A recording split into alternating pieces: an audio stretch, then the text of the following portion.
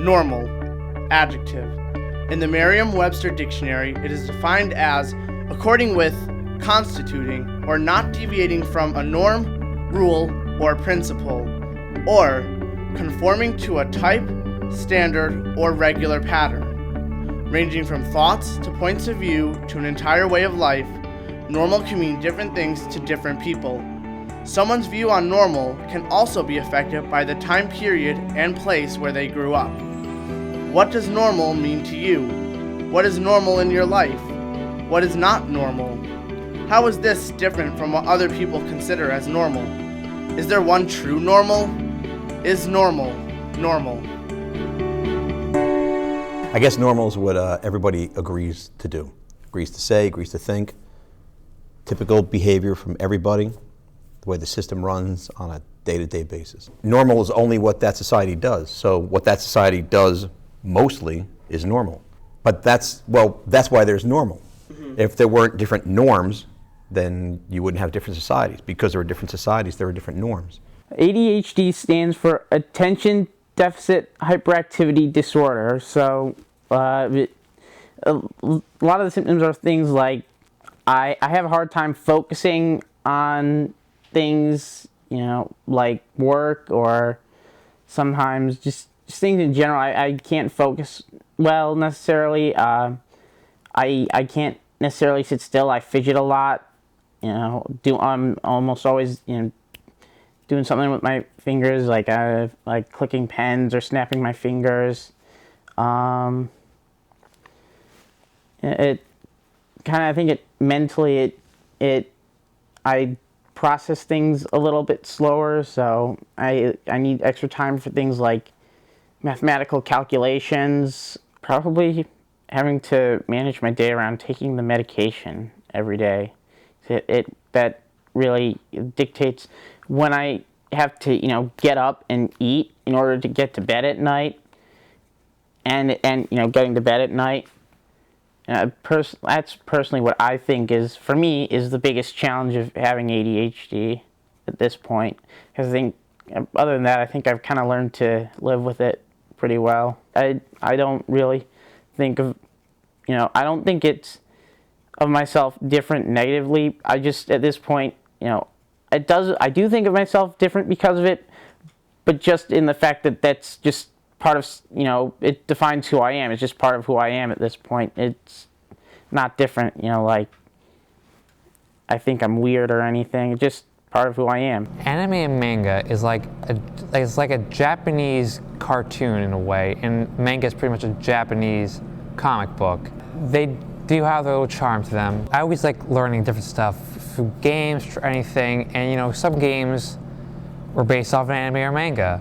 So I want to know, I guess, their origins and intrigue me. So I want to see any kind of manga or anime there ever was at any time, really.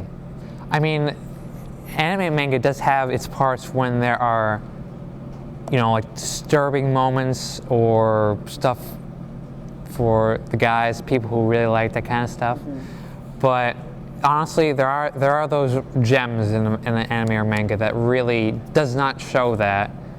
Pretty much, if you want to change the perception, you've got to show them the right one, the right anime and manga, because every anime and manga is different than the other. Some are graphic, some are very kiddie, others are in between, others are serious. It really all depends on what they watch. Okay, so I guess high school has a culture.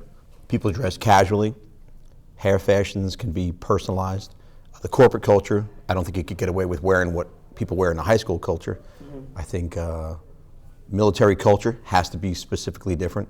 So I guess based on the function, you have to do what's acceptable within each functional group. Everybody wants to be unique. So even if you get the new color of the pink couture, right?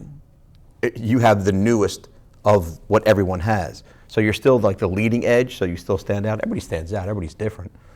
You don't want to be gray. That's a cold cartoon, so you are different, but you're mostly the same. So I guess you celebrate that one uniqueness. Well, honestly, there's nothing really normal about anime and manga. You can't really make it normal. making normal makes it boring. You gotta make it special, like a world of magic and stuff like that, or fantasy, and there are evil monsters that the heroes must defeat, stuff like that. Normal. Like, well, I mean, there's, you know, you can have a normal day or a normal personality or normal dress or normal eating habits. Like, normal just in general is, you know, a really overreaching thing. But, you know, normal though,